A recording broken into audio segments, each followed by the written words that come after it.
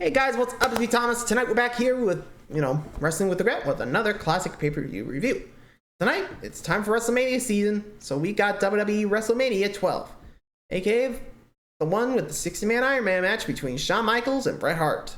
So, I'm not sure this is going to be that one-match show, or maybe another hidden gem in this show.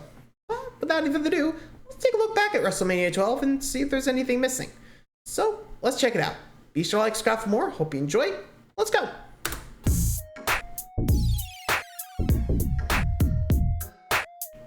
With WrestleMania weekend fast approaching, it is that time of year once again where I look back at some classic WrestleManias over the decades. And this month's run is going to be very special because I'm looking at the three shows between WrestleManias 11 and 15, which I have covered. AKA the lead up to the editor. Episodes are going to fill the blanks, so to speak, beginning with WrestleMania 12 from March 31st, 1996 at the Arrowhead Pond in Anaheim, California, which we just saw back in my Rumble. The one with the Hollywood backlog. This show was nominated by Ron Schuster, Geek Culture, and the Heartburn Kid over at patreon.com/wrestlingwithregret. This is a very chaotic time in the World Wrestling Federation, just in terms of the personnel they have. A lot of talent is coming in, more are going out, a lot of changes and shifts in the overall hierarchy in the pecking order coming very soon in this company. But first, can we talk for a moment about how just fucking petty Vince McMahon was over billionaire Ted?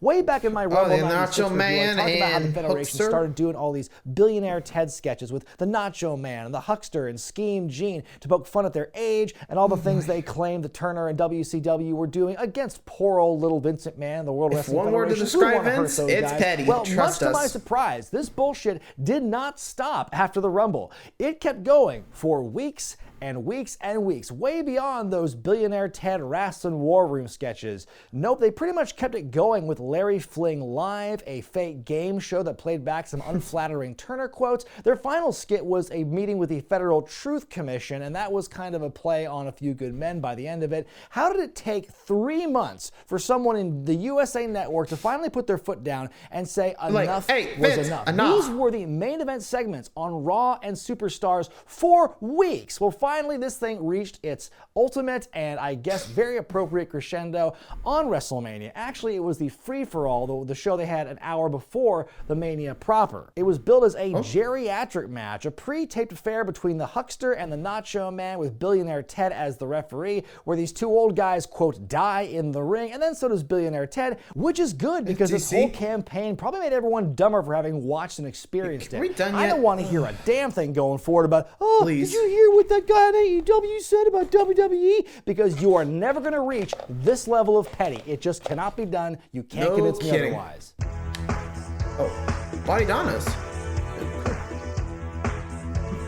Anyway, back to Mania. 18,853 folks in attendance, 290,000 pay-per-view buys, down 50,000 from WrestleMania 11 a year ago, which was Bam Bam Bigelow and Lawrence Taylor in the main event. I love this opening package here. It's very much focused on just the Iron Man match. Doesn't really care about the rest of the undercard in this thing, but it is doing a very good job building up the glory and the splendor of this rivalry in the Iron Man match. Talking about how Shawn is the maverick who spits in the face of adversity, and how Bret is the triumph of tenacity, standing in defiance of defeat. My God, the pros in this thing. Vince McMahon and Jerry the King Lawler on commentary, and check out that ring canvas until we get Jim WrestleMania Ross 12 logo on it. You don't see too many instances in WWE, especially where there is any kind of imagery printed on the canvas. It was very prevalent in WCW. They've done it with AEW certainly, but WWE for a while that canvas was very sacred. Only recently that Mountain Dew Pitch Black match I saw at the Rumble this year is the first time I can remember since WrestleMania 12 when anything was printed on that canvas. Your opening match is a six-man affair as Vader, Owen Hart, and the British Bulldog of Camp Cornette take on Yokozuna, Ahmed Johnson, and Jacob the Snake-Up Roberts.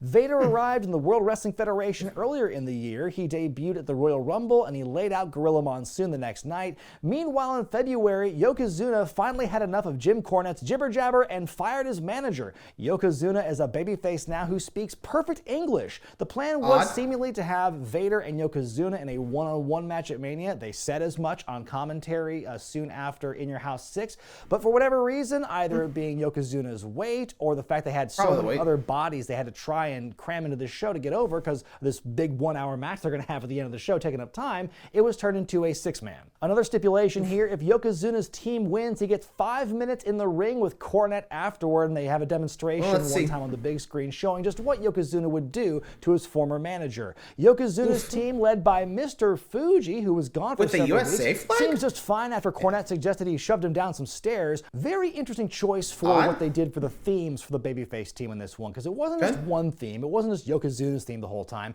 They play a little bit of Yokozuna's. Someone hits the next track button on the CD player to play Ahmed Johnson's theme for a little bit, and they play Jake Roberts' theme for a little bit. I would have settled for a really hastily made bad hybrid theme over this. The match starts off frenetic. Yokozuna takes down Vader, then Ahmed with his big crazy dive to the outside onto him. Remember how he looked just a couple years later in WCW? Yokozuna puts the hurting on his former tag partner, blame Vader there because of the bad catch. Pulling Owen out of the way, Yoko takes himself out.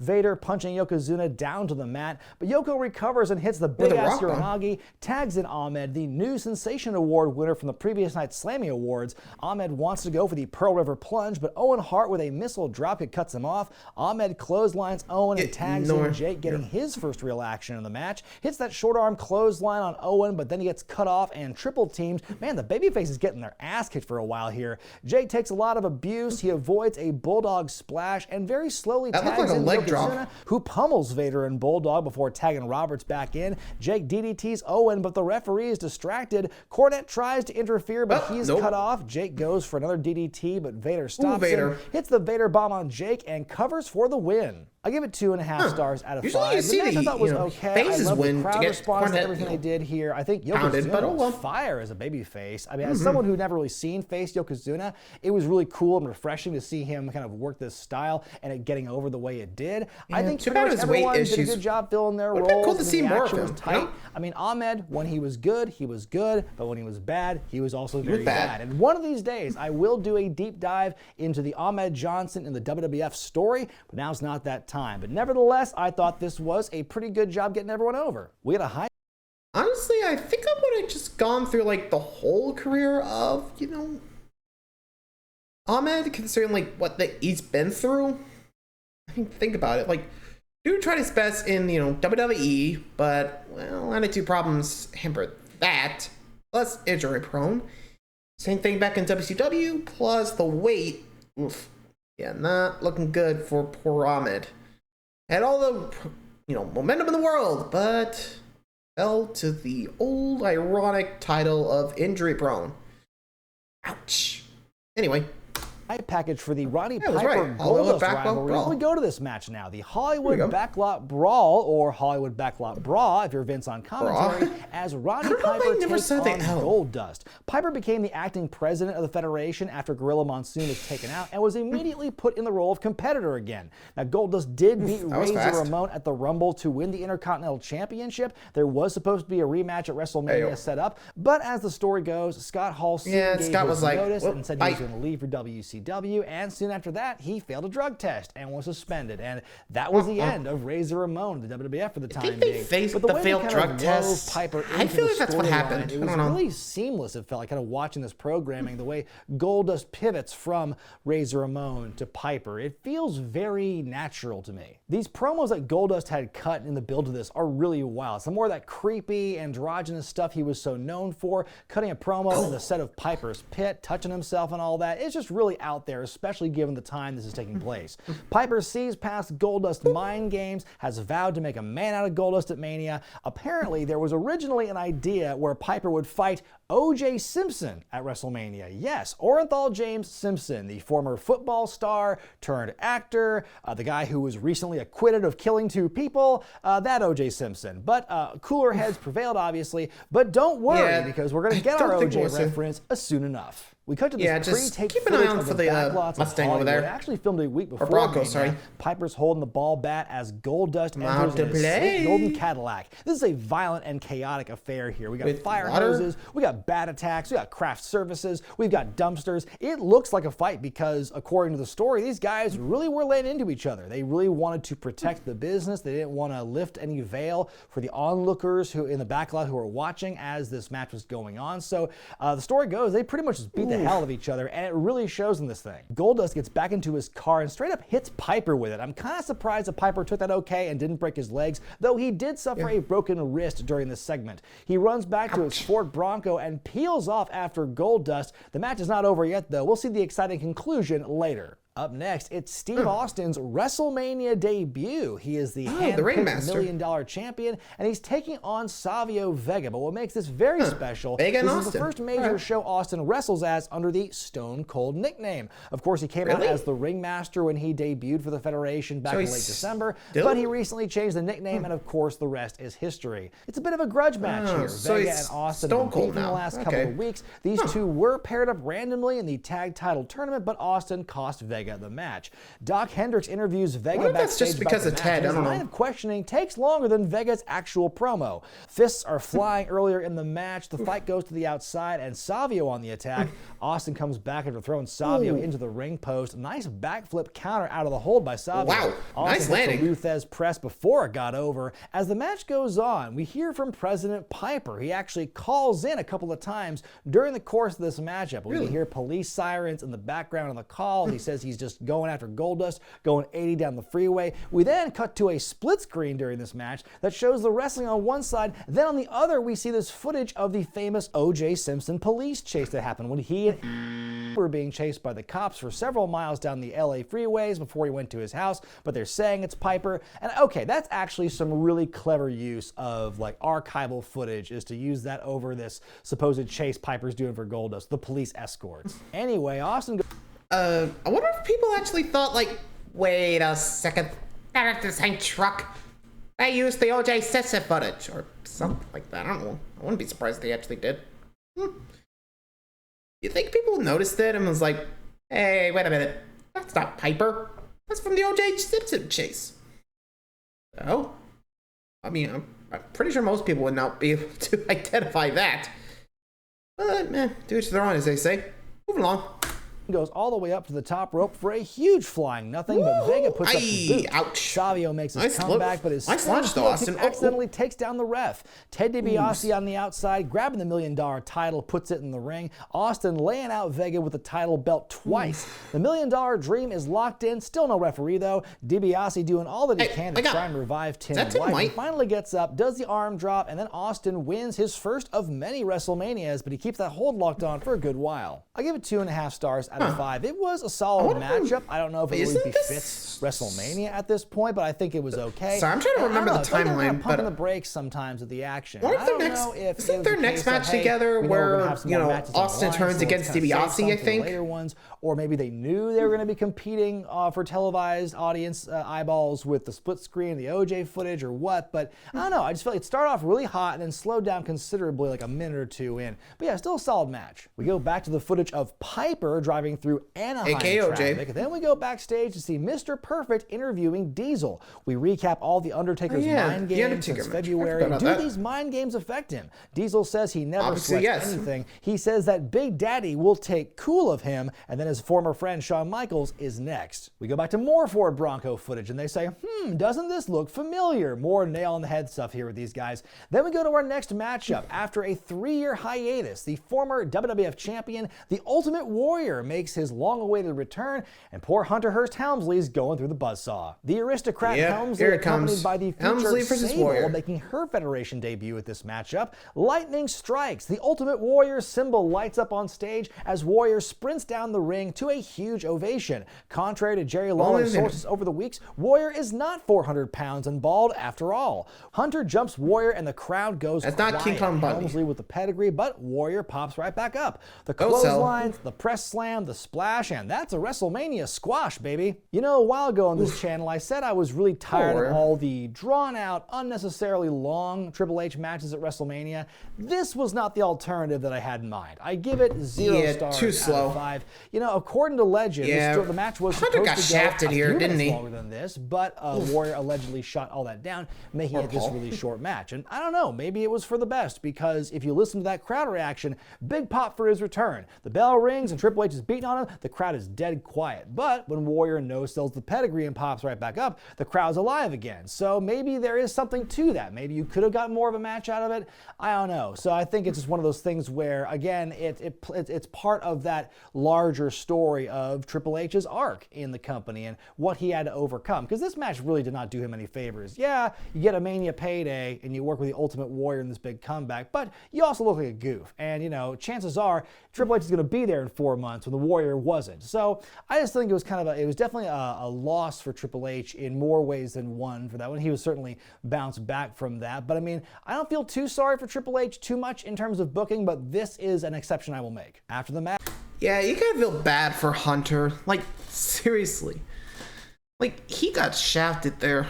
I honestly would have had him go for a little while longer, but not like just, you know, bounding, pedigree, you know, get back out, no sell. Like, yeesh, you gotta give him at least a fighting chance, you know? And no, that don't count. Come on. Really? That's not, I mean, was Warrior just like bored and was like, I mean, I know there's like the 60-man Ironman match, but, could have just done a little more, huh? No, but I guess they got lazy. Move along. Match. Todd Pettengill backstage, sporting the same unfortunate haircut that I had early last year, and now it's time to bring out the wild man, Mark Morrow, who has arrived from the WWF. The former Johnny B. Bad's very excited to get here after a 5-year journey, and wow, look at the superstar treatment they gave him with this interview in the loading dock. Look at the wildness in these eyes, he says. But then Hunter Hearst Helmsley barges in, gets in Merrow's face, Helmsley yelling at Sable, Merrow stands up to her and for himself, and a brawl breaks out. Then we learn that Merrow and Sable are husband and wife, and that's how their partnership begins on television. If you want to learn more about Mark Merrow's run in the WWF, I do have a video about that, and you can check that out right here. Maybe even more OJ footage? Up next, it's Diesel taking on the dead man, The Undertaker. Back in January, as we covered in the Rumble 96 review, Diesel cost Undertaker his title match against Bret Hart. Taker got some revenge at In Your House the next month when he pulled Diesel down through the ring during his title match with Bret in the cage. The following night on Raw, Diesel destroyed Taker's casket with an axe. More mind games from Taker, as we saw earlier, including the first use of someone seeing a pre-recorded image of themselves in a tight shot of a casket. I think the next time this would happen would be Taker's feud with, I believe it was Randy and Bob Orton, and maybe he did it again with Heidenreich, but I think it's the first time they tried doing this trick before. I think it's pretty effective. Randy? As Diesel makes his way to the ring, he famously yells, "I'm the shit, I'm telling you," which is cut from the network version. They start swinging at the opening bell. Diesel knocks Taker out of the ring, but he's dragged out. They fight out there for a bit. Back in the ring, just Taker classic hits Brawls, old school, goes for his flying lariat, and he gets none of it. Taker grabs a chair on the outside, swings for the fences, but Diesel ducks, and he throws the dead man into that gilded barricade. Big Daddy Coolata, stalking his prey for a while, hits the big boot. Diesel conducting the rest in peace chants, must have got his practice in when he led the office choir that one Christmas. Snake Eyes in the corner, Taker and Diesel trading blows, the double boot, and both are down. Don't see that bear often. hugs locked in for a while before Taker fights out of it. Lawler yelling at Diesel. You got him, baby! Taker on the top rope hits a huge diving tackle. Out of nowhere, though, Diesel with the jackknife powerbomb. He feels pretty good about himself, and he soaks that one in as Taker sits up, but he gives him another jackknife. Diesel keeps taking his time. He starts to go down for a cover, but Taker keeps fighting back with goozles. Taker connects the flying lariat, hits a sort of ugly choke slam. We get the tombstone pile driver. Undertaker wins, and his WrestleMania streak is at a young and healthy 5-0. This one gets 3.5 stars out of 5 for me. I like this match a lot. I think for two definitely big better guys than the Ultimate Warrior match we saw. This isn't the way they did in this thing. I thought was pretty good. I think the pacing for this match was also pretty well done, except maybe for the ending when Diesel took a little bit too much time grandstanding in a hot dog after that first jackknife. Probably should have just covered that. Everything else I think played really well, and I think was really I guess he didn't want his like finisher just to go like. If you remember my countdown from a year ago where I ranked all the Undertaker's WrestleMania matches, I put this this one at number 12. It's definitely one of the better ones of his history in WrestleMania matches. So, if you want to see more of that countdown and see where his other Mania matches rank, you can check that video out right here. Of course, Diesel would not be long for the company. He would soon go on to WCW and change the course of wrestling history. Meanwhile, Mankind would officially debut the next night on Raw and would start a long feud with The Undertaker. But hark, Goldust and Piper have made their way to Arrowhead Pond. The cameras lose Piper for a minute as he makes his way back into the building, and now the live portion of the fight takes place. Goldust is mantling Piper's lower half for a while. More mind games by Goldust. Piper inexplicably has got a whole ass roll of wrist tape hanging from his hand. Not sure where he got it from. Piper trying to fight back, but Goldust still able to pick him apart. Does some sexy choking.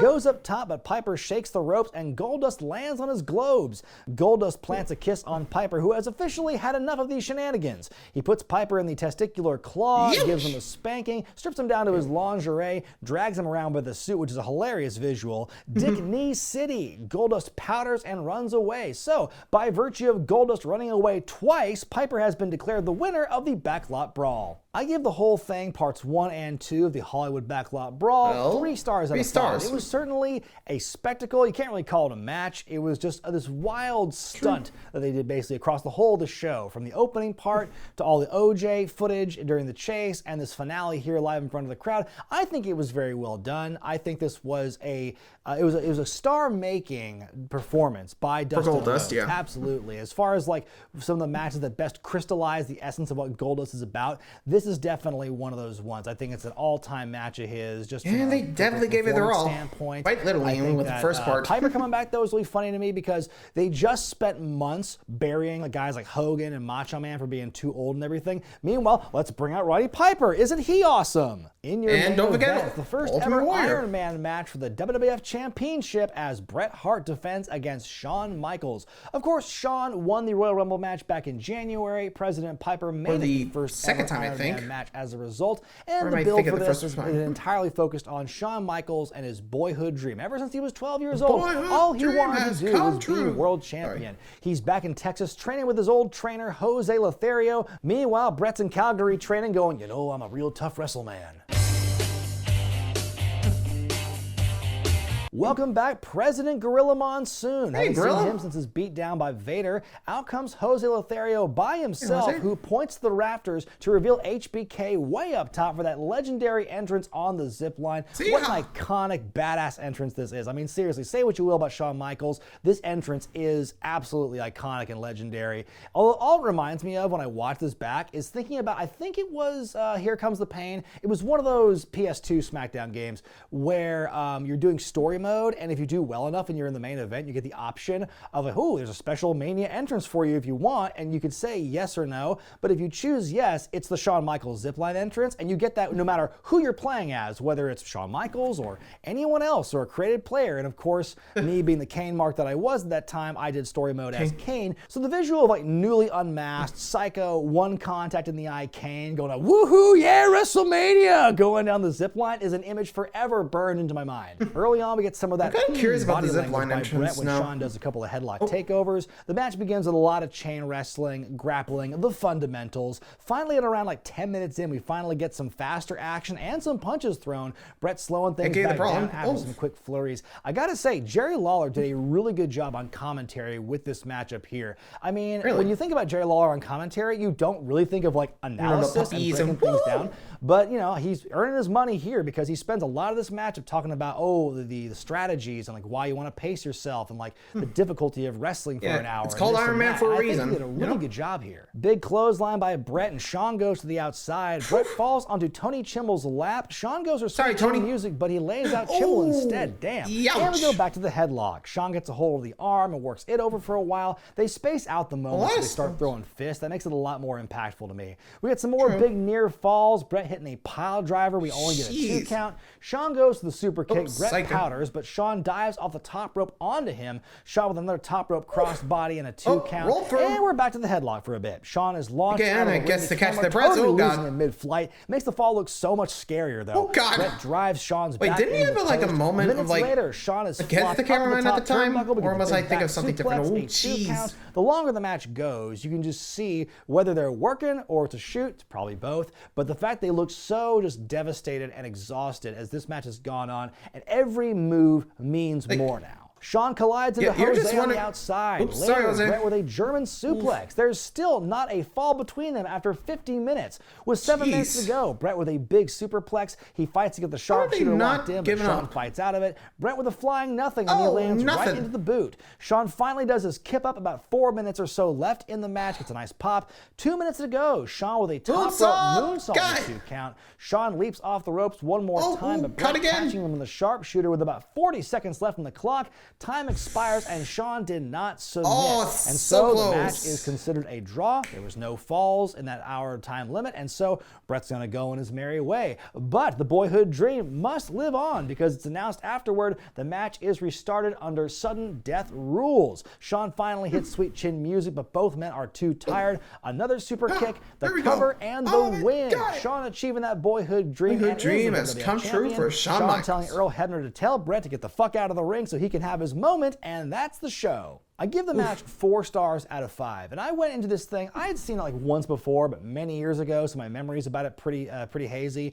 But I hear so much talk online about this match being it's overrated, it's boring, it's not a good match, and really none of those things to me are true after having watched this. I watched it back with like fresh eyes and really focused on this, and I was definitely engaged. I mean, if you like big high spots and stuff, you're really not going to see them until the last like 20 minutes of this matchup, but they have to pace themselves for an hour, which is why you don't get punches for the first like 10 minutes, and it's all just like chain wrestling and stuff, which is great. If you're just a fan of like the graps and the wrestling you're gonna need some side, stamina like for wrestling the, in your hour of wrestling. Got it. And this is definitely the match for you. Now, I don't know if I would watch this again anytime soon, because the real an hour with Ironman matches is you got to wait until the end of the match, the time allotted, to get a finish. And so why would you sit through 59 minutes and 30 seconds of no falls or anything where you could just watch the last 30 seconds of what happened and then go to the sudden death? It's one of those things where you're either into it or you're not. I think if you really just kind of sit and you focus and engage in the match and just like let yourself get caught up in it, I think it's a great match. Now, is it the best Mania match of all time? God, no. And so it's just one of those things where it's something that's easier to digest when it's shorter. An hour takes a lot out of everybody. It takes it out of the wrestlers, the referee, the announcers, the fans who had to witness the whole thing. So credit to everyone for the conditioning and the persistence in staying through to the end. Though, if I'm being honest, Brock Lesnar and Kurt Angle would have a much better Iron Man match many years later. My grade for WWF WrestleMania 12 is a C+. Man match was great. I'm not sure it belongs on a WrestleMania. I think the fact that it takes up so much time on the card kind of deprives one was too short, one was a really long one, so you probably could have seen a few more and a few more stars on display here, and you probably could have had some more matches and more big moments.